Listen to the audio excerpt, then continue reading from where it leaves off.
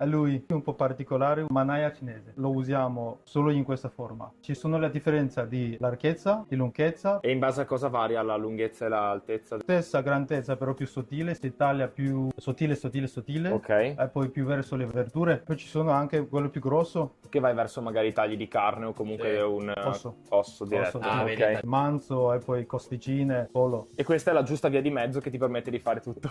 Ammetto che a me fa un po' di paura, Alessandro, Vero, vedere dai, questo subito. coltello e la sua maestria. Io di solito metto sempre le mani in pasta, mi piace tagliare, fare mirepoix, tagli, eccetera, ma con questo coltello evito, ti dico la verità.